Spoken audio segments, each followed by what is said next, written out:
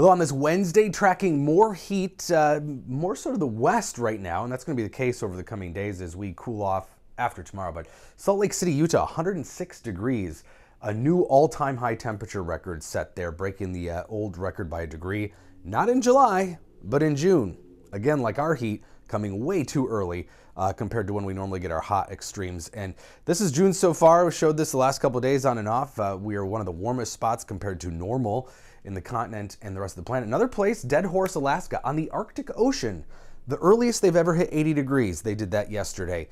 So some incredible heat for that area. Remember, Arctic Ocean, 80 degrees, and not in July, but in June. So it's the earliest they've ever done that. And already some fires are going in Arizona. Of course, the whole Southwest is an extreme drought, pretty much, and extreme heat too. And it's just going to continue to bubble up there. This most recent wave bubbling up here for us today and tomorrow will collapse to the south. We get some pretty cool air here, actually, Monday, Tuesday. Temperatures in the 60s, maybe only in northern Minnesota, I think, on Monday. But then by late next week, European and Canadian models bringing back in some heat to some degree. But yeah, look at these temperatures early next week. 70s, maybe 60s according to the European model, but it does have us back into the 90s by the end of next week. So we'll see what happens. And this pattern shift into next week is reminiscent of what we had this spring on and off, where we had a blocking pattern. Greenland, also the far west coast into Alaska, above normal temperatures and warmth there, while we kind of drained the cold out of Canada and Hudson Bay. That's going to be happening at least temporarily, but of course, the difference between April and June, you had some pretty chilly temperatures, 50s in April, 70s though in June. So when we get this pattern in the summer, it feels actually pretty pleasant, at least a nice break from some of the heat. And we are still watching the tropics, 70% chance in the next 48 hours that this becomes a tropical storm, according to the National Hurricane Center, 90% chance within the next several days. And it does look as though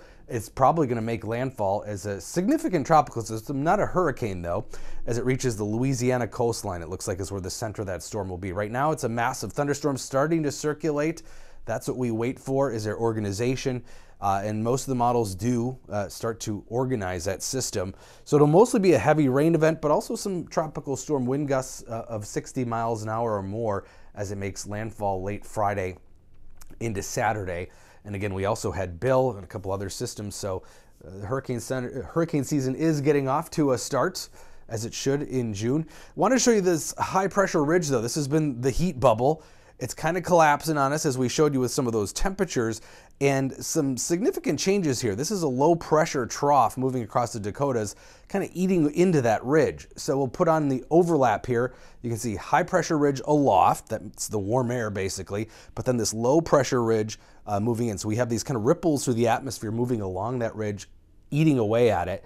That's going to allow this change to some cooler conditions, but also give us some precip chances. This is definitely not a drought buster yet.